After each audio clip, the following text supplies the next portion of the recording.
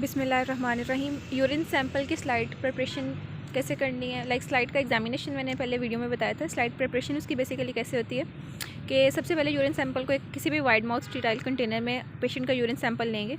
Urine sample को आपने glass tube में डाला है और उसको सेंट्रीफ्यूगेशन उसकी करनी होती है। सेंट्रीफ्यूगेशन करने के बाद आप उसको थोड़ी देर के लिए सेट होने के लिए रखेंगे। जब वो सेट हो रहता है ना तो उसके अंदर सेडिमेंट्स नीचे बैठ जाते हैं। जो नीचे सेडिमेंट्स बैठे हैं, सेडिमेंट्स से स्लाइड हमने प्रिपेयर करनी है। तो उससे हमने स्लाइड प्रिपरेशन करनी है। इसकी स्लाइड प्रिपेयर कैसे कि ग्लास स्लाइड लिया, उसके ऊपर हमने ये वहाँ से थोड़ा सा सैंपल लिया सेडिमेंट से और उसके बाद हमने उसके ऊपर कवर स्लिप रख दिया। इसके बाद हमने इसको ऑब्जर्व करना होता है under the microscope. Microscopic observation मैंने प्रैक्टिकली भी दिखाई थी कि कैसे हमने स्लाइड को ऑब्जर्व किया माइक्रोस्कोप में।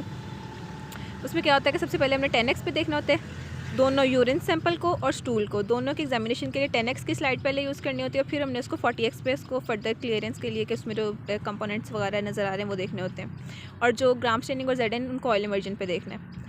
तो ये कल अनऑब्जर्वेशन में डेली बेसिस पे आ रहा है ये वाला यूरिन एग्जामिनेशन। तो उसमें ये वाइवा में लास्ट में पूछते होते हैं 10x 40x वाला, और साथ ही सर ने ऑयल इमर्जन लेंस का भी पूछा था।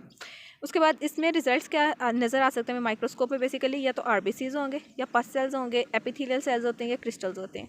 अगर तो RBCs हों वो इस तरह के ना सर्कल से नज़र आते हैं, उनमें ना डबल लाइनिंग होती है, लाइनिंग डबल नज़र आ रही होती है। और कभी कभी ना इसके जो आउटर मेम्ब्रेन है उसके ऊपर क्रीनेशंस सी प्रेजेंट होती हैं। तो ये RBCs होंगे। RBCs किस कंडीशन में आ सकते हैं अगर आपसे वाइवा में पूछे तो ग्लोमेरुलोनेफ्राइटिस में हो सकते हैं, बैक्टीरियल इन्फेक्शन में हो सकते हैं, या फिर हेमोलिटिक डिजीज़ में हो सकते हैं। पस सेल्स यानी डेड WBCs पस सेल्स नज़र आते हैं। पस सेल्स सर्कल में होते हैं और सारों में डॉट डॉट डॉट काफ़ी सारे डॉट्स नज़र आते हैं, तो वो पस सेल्स होंगे। पस सेल्स भी हो सकते हैं इन्फेक्शन के केस में हो सकते हैं, ट्रॉमा के केस में हो सकते हैं, या फिर स्टोन्स के केस में हो सकते हैं। एपिथेलियल सेल्स, तो एपिथेलियल सेल्स इस तरह ना एक क्लस्टर की फॉर्म में नज़र आते हैं। एपिथेलियल सेल्स नॉर्मली फीमेल के यूरिन में तो नॉर्मली होते हैं, क्योंकि जब वो during the process of passing या यूरिन या फिर during the process of urinating जो वेजाइना होती है ना उससे थोड़े से ना वो स्क्वेमस सेल जो शेडिंग हुई होती है स्क्वेमस सेल्स की वेजाइना से, तो वो यूरिन में आ जाते हैं। मेल्स में नहीं होते। एपिथेलियल सेल्स अगर रीनल ट्यूबुलर डैमेज या स्टोन हो सकता है ना तो उसमें एपिथेलियल सेल्स फिर यूरिन में आएंगे, मेल में भी।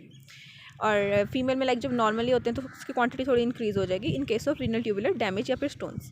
उसके बाद क्रिस्टल्स किस केस में हो सकते हैं स्टोन्स में। क्रिस्टल्स डिफरेंट होते हैं यूरिक एसिड की, जैसे अब ये यूरिक एसिड का क्रिस्टल है, ये कैल्शियम ऑक्सलेट का क्रिस्टल है, और इस तरह डिफरेंट क्रिस्टल्स होते हैं, उनकी डिफरेंट शेप है। वो मैंने डिटेल में बताया था पहले जो एग्जामिनेशन वाली वीडियो में, दोबारा उसमें दिखा भी देती हूँ। तो ये सारे ना उसके स्लाइड प्रिपरेशन से रेलिवेंट था। ये फर्दर आ जाते हैं कि क्रिस्टल्स किस तरह के होते हैं। तो कैल्शियम ऑक्सलेट के क्रिस्टल के सिंपल स्क्वायर और उसके दरमियान लाइंस होंगे। क्रॉस वाले ट्रिपल फॉस्फेट कैसे क्रिस्टल्स होते हैं। ये सच RBCs की मैं जो क्रीनेशंस की बात करी थी ना वो कुछ इस टाइप की होती हैं, ये इस तरह थोड़ा वो रफ सी सेंटर बाहर वाली वॉल होती है। और टायरोसिन के ट्री लाइक होते हैं, कोलेस्ट्रॉल के स्नोफ्लेक्स की तरह के होते हैं, सिस्टीन के ऐसे होते हैं, और यूरिक एसिड सिस्टीन की तरह का सेम हेक्सागोन और उसके दरमियान में लाइन है।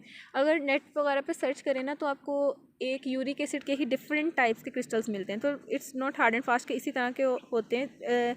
यूरिक एसिड के ही आपको कोई कहीं पे इस तरह के मिलेंगे, कहीं पे किसी और शेप के होते हैं, और वो डिफरेंट क्रिस्टल्स के होते हैं। इस एग्जैक्टली ऐसी नहीं होती इनकी शेप। एक दफ़ा नेट से पिक्चर्स वगैरह देख लीजिएगा। तो ये सारा था रेलिवेंट यूरिन एग्जामिनेशन से रिलेटेड।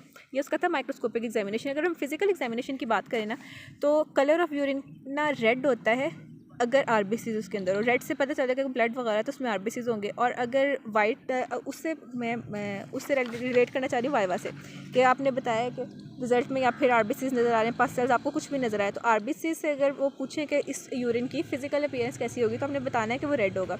पस सेल्स से तो इस यूरिन की फिजिकल एक्सपीरियंस कैसी होगी कि वो मिल्की होता है, मिल्की यूरिन होता है when there are pus cells या WBCs और फैट ग्लोब्यूल्स वगैरह।